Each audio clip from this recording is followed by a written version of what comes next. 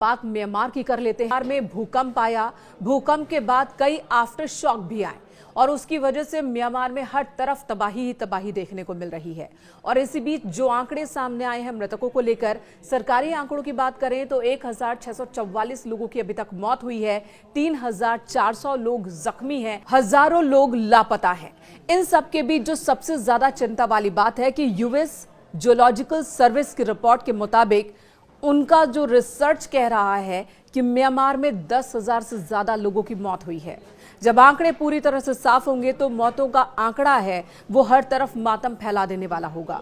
इस वक्त म्यांमार की स्थिति की बात की जाए तो एक तरफ शव हैं जिनके अंतिम संस्कार की प्रक्रियाएं चल रही हैं, दूसरी तरफ अस्पतालों में घायलों की संख्या बढ़ती जा रही है और तीसरी तरफ संसाधनों की कमी से जूझ रहा है म्यांमार।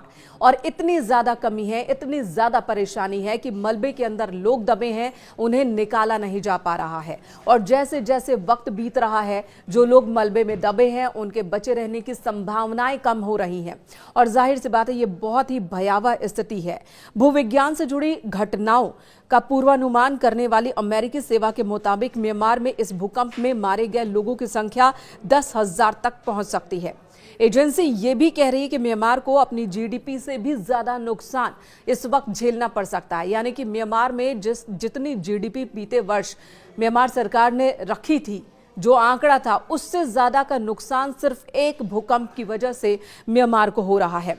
भारत, चीन, मलेशिया, थाईलैंड जैसे तमाम देश हैं जो कि म्यांमार की मदद के लिए आगे आए हैं। भारत की अगर बात की जाए तो न सिर्फ राहत सामग्री भेजी जा रही है, अब तक 60 टन राहत सामग्री भेजी जा चुकी है म्यांमार भारत की ओर से। वहीं पर वहां पर बड़ी संख्या में हमारे सैनिक भी मौजूद हैं जो अपनी सेवा दे रहे हैं, मलबे से लोगों को निकालने के काम में जुटे हैं, अस्पतालों में लोगों को सेवा दे रहे हैं। और ऐसे 116 सदस्य हैं, बताए जा रहे हैं कि वो भारत की ओर से वहां पर मूवमेंट वाले हॉस्पिटल्स में मदद कर रहे हैं, फील्ड हॉस्पिटल में।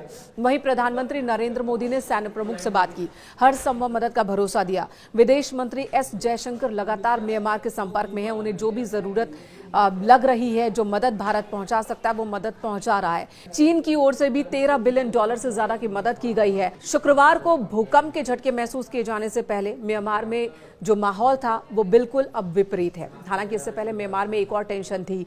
अब घरेलू कलह की वजह से, शीत युद्ध की वजह से म्यांमार लंबे वक्त तक परेशान रहा।